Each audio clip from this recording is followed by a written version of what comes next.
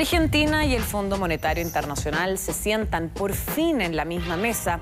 La llegada a Buenos Aires desde una misión técnica es el inicio de la negociación por el futuro de la deuda externa del país sudamericano, considerada impagable por la administración del peronista Alberto Fernández.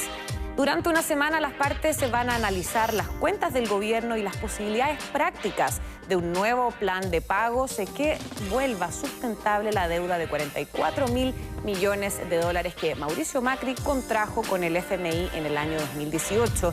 Argentina necesita el apoyo del organismo internacional para avanzar también en la negociación con los acreedores privados que esperan solo para este año pagos por 37.000 millones de dólares.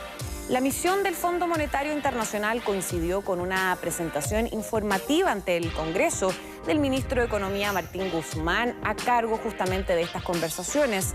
El funcionario no ha revelado detalles, pero ha dado al menos una idea del camino que piensa seguir la Casa Rosada. Dijo que el gobierno tiene un programa económico muy definido, que no contempla la reducción del déficit fiscal, culpó al FMI de la crisis de deuda que atraviesa Argentina y advirtió que el Ejecutivo no va a permitir que fondos de inversión extranjeros marquen la pauta de la política macroeconómica. Señaló además que el objetivo final de la negociación con el FMI es alcanzar una solución sustentable a largo plazo al problema de endeudamiento crónico que tiene ese país. Las claves de este tema en Mundo Plus hoy.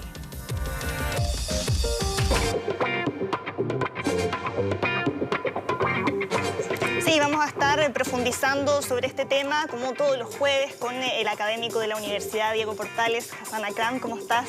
Muy bien, gracias. ¿Tú?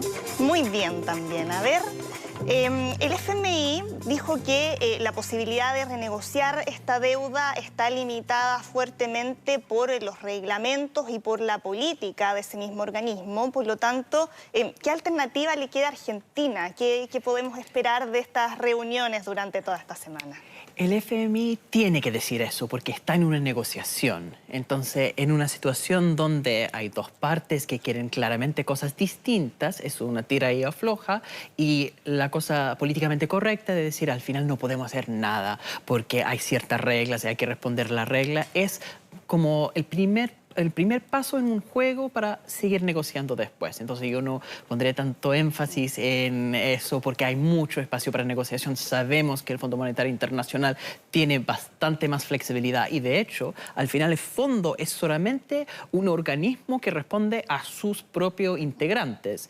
Por eso la gira de Alberto Fernández, que fue a Europa para hablar con los líderes de Francia, de Alemania, de España, de Italia, porque ellos sí tienen poder y si ellos deciden apoyar, hay buenas posibilidades que el Fondo Monetario Internacional sí va a responder con bastante más flexibilidad. ¿Y ahí cuáles serían crees tú, las condiciones que les va a fijar el Fondo Monetario Internacional para poder llegar a algún tipo de acuerdo ahí? Bueno, hay dos diferencias grandes entre el gobierno de Argentina y el fondo. Primero es simplemente la diferencia entre el acreedor y el endeudado, porque por supuesto lo que quiere el acreedor siempre es recibir su dinero de vuelta lo antes posible y el endeudado quiere siempre un poco más de espacio porque no es en su interés pagar inmediatamente. Pero también hay una visión ideológica distinta. El FMI tiene historia en América Latina de haber promovido políticas de austeridad fiscal, esa idea de restringir el gasto público, primero porque ellos tienen esa cuestión ideológica del neoliberalismo de creer que el Estado es intrínsecamente ineficiente. Entonces es bueno en sí reducir el tamaño del Estado.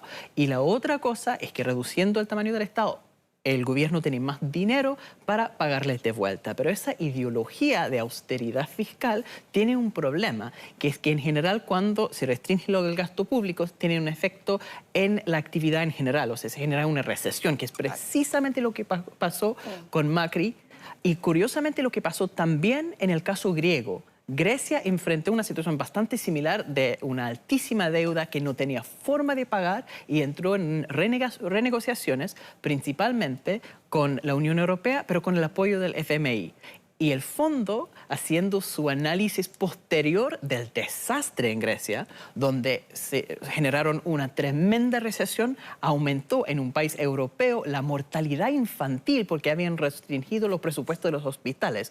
Y al final no lograron cumplir con los pagos de deuda porque generaron una recesión tan grande que no había recursos. Entonces, después de toda esa experiencia tan espantosa, el fondo empezó a pensar, quizás esta vez no debemos ser tan duros.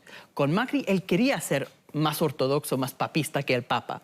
Pero ahora con Fernández, viendo que no funcionó la estrategia de Macri, la posibilidad de hacer una renegociación donde esperan bastante más tiempo para pagar y además, y eso es lo clave, en el tiempo que están esperando para pagar, no van a restringir el gasto, no van a llegar a un equilibrio presupuestario hasta 2023. Claro, que es además un año electoral en Argentina. Exactamente, están postergando, pero es una buena opción porque el equilibrio fiscal, si está a costo de generar una recesión, no ayuda incluso a los acreedores.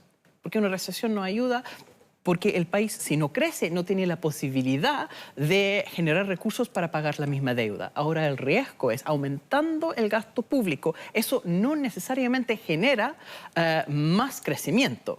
Y ahí está la pregunta, porque Argentina está sufriendo de alta inflación, que tiene que ver en parte de sus problemas internacionales, porque baja la moneda, el peso argentino, y con eso el costo de todas las importaciones aumenta, o la inflación es el aumento en los costos, ¿cierto? Y hay un problema grave ahí, que Argentina importa muchos bienes y servicios, y la inflación es muy alta, y si uno aumenta el gasto, eso genera problemas de inflación aún más grandes, que tiene efectos negativos en el crecimiento. Entonces hay una preocupación legítima que el gobierno no va a poder gatillar mayor crecimiento simplemente con planes de aumentar el gasto, lo que se llama la reactivación keynesiana. Sin embargo, y eso es muy, muy importante, el gobierno de Fernández tiene planes en la esfera de producción para mejorar la estructura microeconómica, el funcionamiento de las empresas para que haya mayor exportación y mayor crecimiento. Y eso es donde se va a jugar la posibilidad de Argentina de pagar su deuda en realidad. Y en un país donde el FMI tiene tan mala fama, el que suelen culpar de las últimas crisis, ¿qué rol puede jugar la movilización callejera, lo que vamos a ver aquí de ahora en adelante? Para el FMI es un dato a la causa. Ellos saben que carecen totalmente de legitimidad en toda América Latina.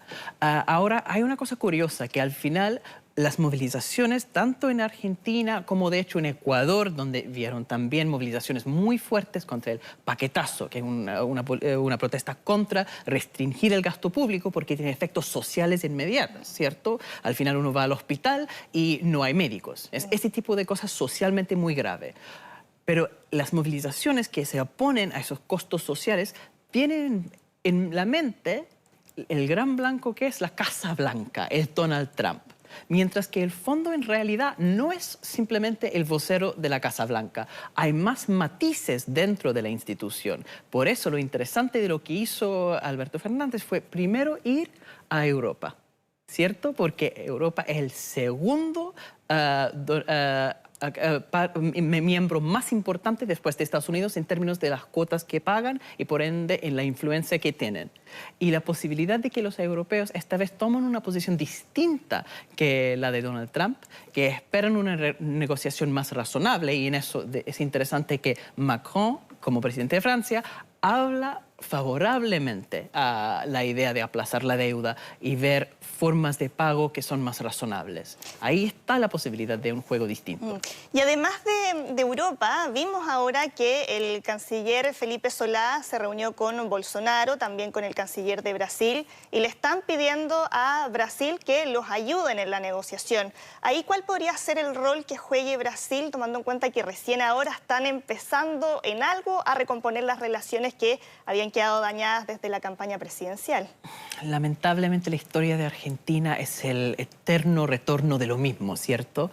Que al final, si uno piensa por año 2000, ¿cierto? Que Argentina tuvo una experiencia con un gobierno neoliberal que al final hizo cosas tan desastrosas que generaron la crisis económica y tuvieron que hacer la gran renegociación de la deuda que se hizo bajo Néstor Kirchner. Y en aquel momento el contexto latinoamericano con la ayuda de Brasil fue muy importante. Pero fue un contexto completamente distinto para América Latina porque estaba Hugo Chávez en Venezuela, estaba Evo Morales en Bolivia y el eje latinoamericano tenía mucha más fuerza.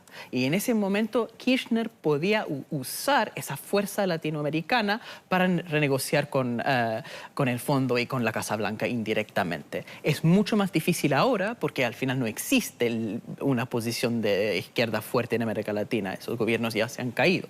Es una especie de mito que fueron gobiernos populistas, porque al final lo que vimos con Kirchner fue precisamente que estaba tratando de pagar la deuda que se generó con la irresponsabilidad fiscal de gobiernos de derecha. Y está pasando lo mismo ahora. Macri habló todo el tiempo del populismo de Fernández, de los dos Fernández.